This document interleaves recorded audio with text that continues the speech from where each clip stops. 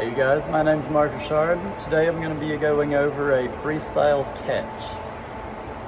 Probably wondering why you need to be familiar with anything with swimming. Well, at some point you may be a lifeguard. If you're into athletic events, triathlons include a swimming portion which people either sink or swim on.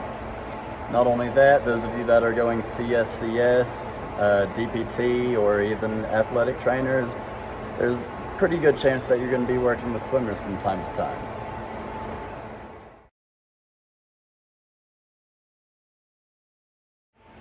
Before we get into which muscles are involved, what some risks versus benefits are of a early vertical forearm or a catch, I want to talk about how this begins.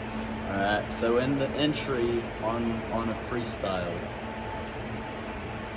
you're going to start with the arm fully extended, the forearm is going to be pronated, the wrist neutral, hands and fingers relaxed in the water, and the arm is going to continue to roll forward.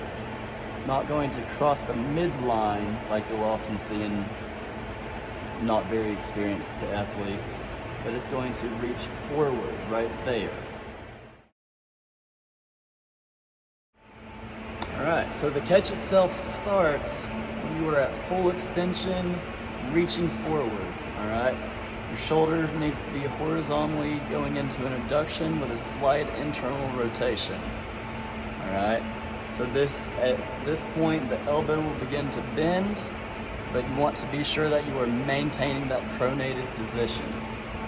Alright, this is also known as a high elbow catch.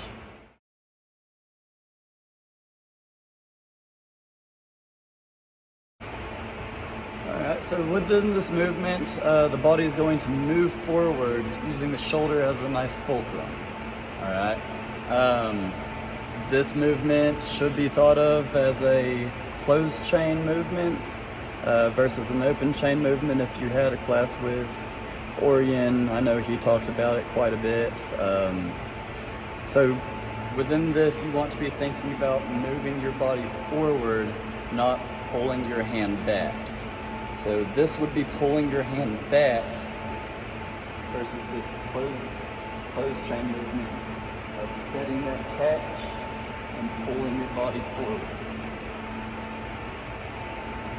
Alright, and the purpose of this is that you're going to maximize your propulsion through this movement.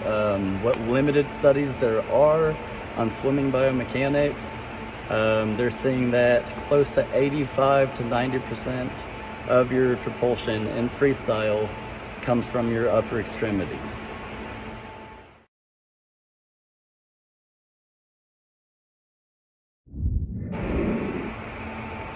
Alright, so within this small little movement, there are a lot of little muscles involved.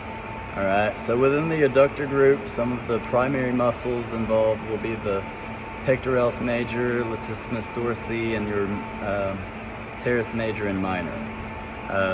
Some of the primary extensor muscles involved would be the pec major, rear deltoid, teres major and minor, latissimus dorsi, and triceps brachii.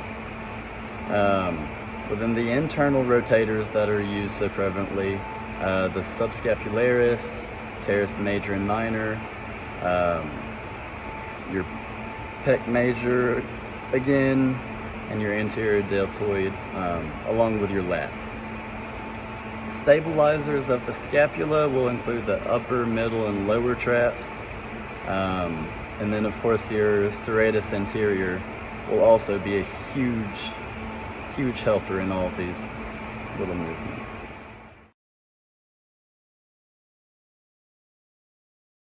Alright, so within injuries, everyone knows that swimming is no or low impact on the bones, on the muscles, but because of all the repetition and all of those type of things, shoulder impingements are probably going to be the most likely candidate for pain experiences of athletes, but it also extends to labral tears and very commonly seeing his bicep tendonitis.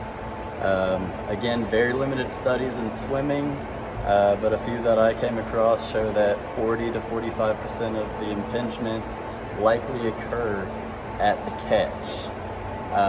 This is due in part to improper or unfavorable mechanics a lot of times, and I'll show it in a second. You'll see swimmers posting out or posting past the midline.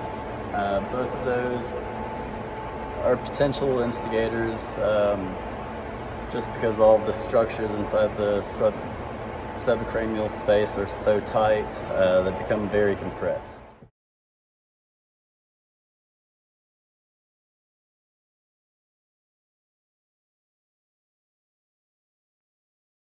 All right, so in the sport of swimming, we are very behind in regards to research, very stuck in old ways where the thought of more is better is very prevalent. Most competitive club teams practice 5 to 7 days a week. They average 60 to 80,000 yards each week. Doesn't make very much sense to me, given that majority of the races are under 120 seconds. But that's another discussion for another day. All right, thank you guys for tuning in.